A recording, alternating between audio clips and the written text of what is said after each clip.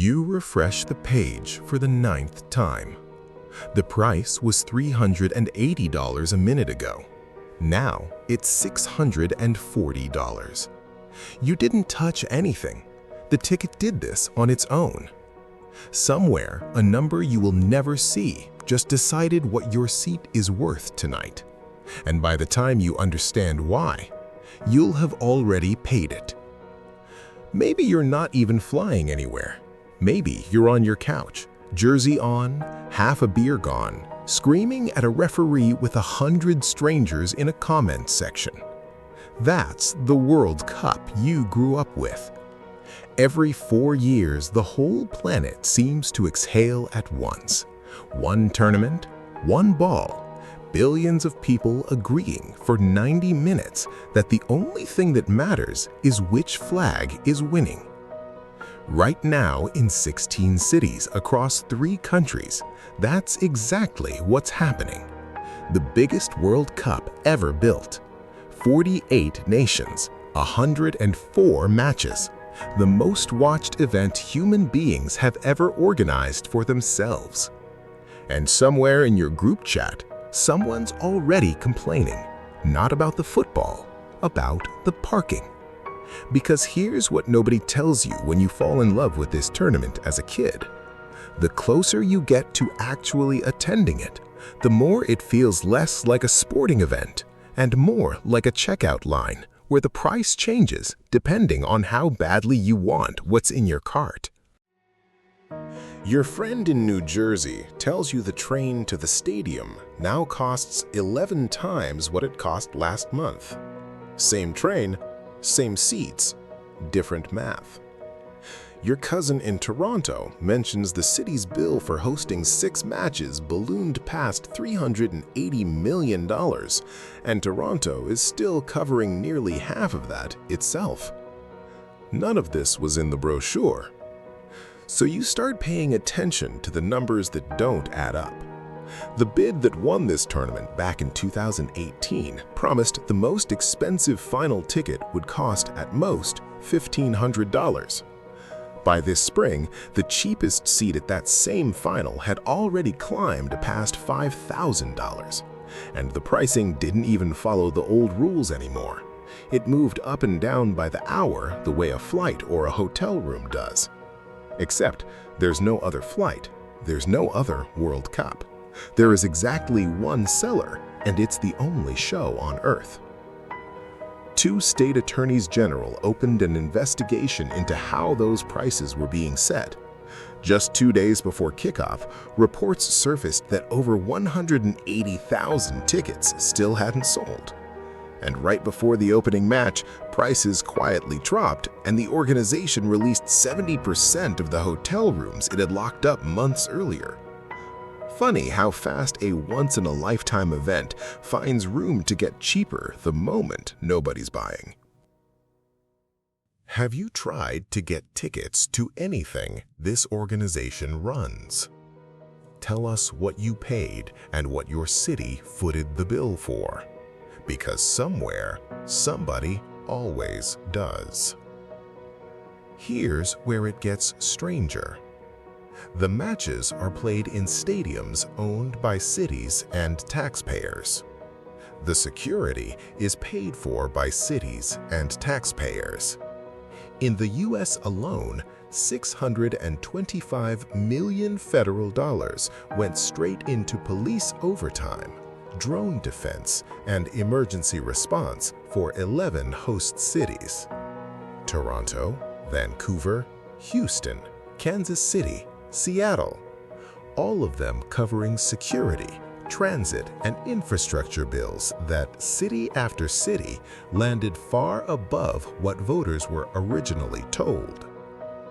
And every dollar a fan pays for that ticket, it doesn't stay in the city he's sitting in. It flows to an account in Zurich. Because that's the part that should actually bother you. The organization running this tournament isn't a government. It isn't even technically a company. It calls itself a nonprofit. No shareholders, no dividends. On paper, it doesn't generate profit at all. It reinvests. And over the 4 years leading into this tournament, what it's reinvesting is somewhere around $13 billion. Nearly $9 billion of that from this summer alone. $4 billion just from broadcast rights. Another $2.8 billion from sponsors, including this cycle, a brand new sponsorship from a Saudi state oil company. A non-profit pulling in more money this year than most actual countries collect in taxes. And somehow, none of it seems to be the reason your train ticket costs 11 times more on match day. So who actually benefits when a non-profit generates $13 billion? Follow it far enough, and it stops looking like a mystery and starts looking like a blueprint. In 2015, American prosecutors unsealed a 47-count indictment against the people who used to run this sport. 14 officials, eventually dozens more, accused of taking more than $150 million in bribes over 24 years. Money funneled through broadcasting deals, marketing contracts, hosting votes. The president at the time resigned. The head of European football was banned over a payment investigators called, in their own words, disloyal. You'd think that would be the end of it. It was the beginning of something else. Leaked documents later surfaced showing the bid that won this organization the right to host the World Cup in Qatar arrived stapled to roughly $880 million in secret broadcast payments, money that would only land if Qatar's bid happened to win. Swiss investigators are still looking into it. Nobody has ever had to give the tournament back. Because that's the design flaw nobody fixed. The organization that profits from a host being chosen is the same organization that decides who gets chosen. There's no outside referee for the referee. And the cost of that design doesn't stay theoretical. The stadiums for the last World Cup before this one were built by migrant laborers brought in under a sponsorship system that could confiscate their passports and control whether they could leave the country. Rights groups spent a decade documenting unpaid wages and deaths in extreme heat. Estimates of how many died range wildly depending on who's counting and what counts. Qatar's own World Cup chief eventually admitted the number tied to the tournament was likely in the hundreds, after years of insisting it was only a handful. The organization running football knew the conditions before a single ball was kicked. It hosted anyway. This isn't a story about one bad apple. That's the part that's actually unsettling. It's a system that keeps producing the same outcome, tournament after tournament, no matter who's nominally in charge. The man running it now took home roughly $6 million last year, salary, bonus, and homes in 2 different countries, while presiding over an organization that insists on paper it doesn't generate profit for anyone. He awarded the next Men's World Cup after this one to Saudi Arabia. Unopposed, no other country even got to bid. His own organization's internal review rated the human rights risk medium. A Saudi state oil company is now one of the tournament's official sponsors. A governance expert who once advised this organization on corruption put it plainly: nobody with the standing to challenge that decision in court was willing to try. This isn't broken. This is what the system was built to do.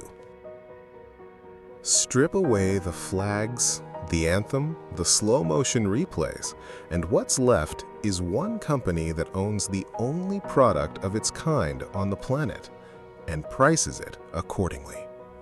It runs the marketplace. It also runs the resale market, taking a cut on every ticket that changes hands a second time. There's no competitor to undercut it because there's only one World Cup. Economists have a name for what happens to prices when one seller controls an entire market with no substitute. It isn't a glitch. It's the most predictable outcome in the textbook. And every 4 years, the textbook gets a little more expensive. So think about what happens next. Not this tournament, the next one, and the one after that. Saudi Arabia in 2034 already has the rights locked in. The same human rights questions already on file. The same sponsorship money already moving. The pattern didn't get interrupted by the scandal in 2015. It didn't get interrupted by the investigation this year. It just got better funded. Which means the next time you fall in love with this tournament as a kid, and you will, because it's genuinely beautiful to watch, somebody is already building the spreadsheet that decides what that love is going to cost you in 20 years. You are not wrong for loving the World Cup. Billions of people rooting for the same 11 people in the same colored shirts. There's nothing else on the planet that does that. That part was never the lie. The lie is the part where you were told this was just a tournament. It's a $13 billion company wearing a jersey, and it figured out a long time ago that nobody questions the price of something they love this much.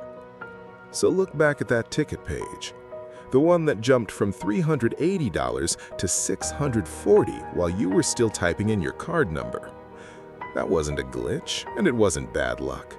That was the system working exactly the way $13 billion in revenue requires it to work. You already knew something was off. Now you know what it was. Tell us where you watched from and what your city paid to host even a single match. Because somewhere a council meeting happened that you were never invited to, and the bill landed on you anyway. If this is the part of the World Cup nobody puts on the broadcast, send it to the one friend who still thinks ticket prices are just demand. And there's a part 2 coming on exactly how the next one gets built. Saudi Arabia 2034 and the bid nobody else was allowed to make. Subscribe if you want to see how deep this actually goes. The final whistle blows, the flags get folded up, and the invoice, that was always the real game.